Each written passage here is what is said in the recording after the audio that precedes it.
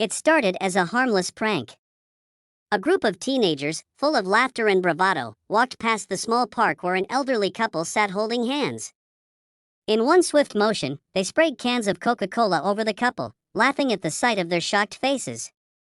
But what they didn't know, the man they mocked was a retired Navy SEAL, and his son. Their recklessness would soon meet consequences they never imagined. Harold and Martha Jenkins had always found joy in the simple things: a walk in the park, holding hands, and sharing a bag of peanuts with the birds. Their love had grown stronger over 60 years of marriage, a bond forged through hardships, laughter, and tears. On this sunny afternoon, the couple sat on their usual bench near the fountain, reminiscing about their younger days. Harold chuckled at a story Martha recounted from their honeymoon, and Martha leaned her head on his shoulder. Everything felt peaceful, almost timeless. Suddenly, their peace shattered. A group of teenagers, full of reckless energy, approached. With smirks and a few whispered taunts to each other, they popped open cans of Coca-Cola and sprayed the couple. Sticky soda ran down Harold's suit and Martha's dress. "Hey, oldies. Chill out," one boy sneered. "This is what you get for sitting here like losers." Martha gasped, wiping the soda off her face, while Harold remained unusually calm, though his jaw tightened. Around them, people gawked, but no one intervened. The laughter of the teens was sharp, cruel, and cutting, but just as the teenagers started walking away, their laughter faded into silence. Harold's hand brushed the bench, and Martha felt a strange sense of reassurance wash over her. She had no idea why, but she sensed something in Harold's eyes, something that commanded attention and demanded respect. Meanwhile, across the park, a figure observed the scene from a distance: Alex Jenkins, their only son. He was back in town for a brief leave from his Navy SEAL duties. When he saw the teenagers harassing his parents, his chest tightened.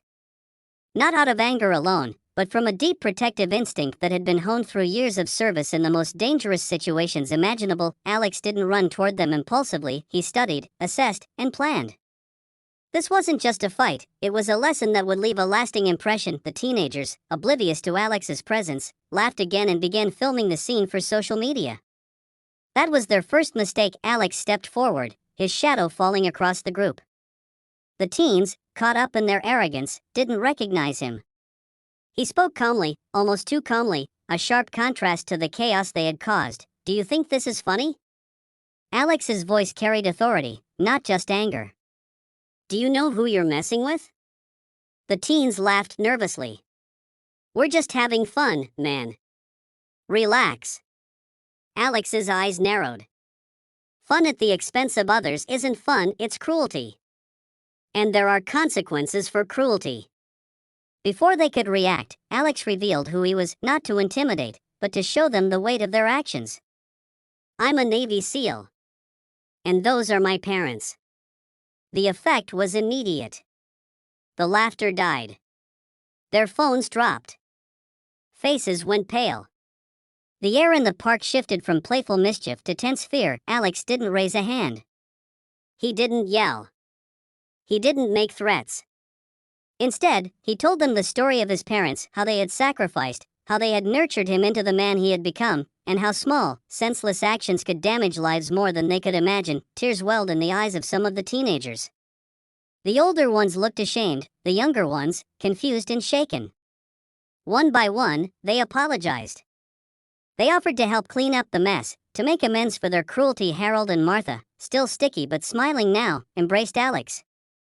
The warmth of family, the power of love, and the courage to confront wrongdoing had turned humiliation into a lesson. By the time the sun began to set, the teenagers had learned something far greater than a viral laugh could ever teach them: respect, empathy, and the quiet, unwavering strength of ordinary people who deserve extraordinary protection. The Jenkins family walked home together, sticky clothes forgotten, hearts full of gratitude.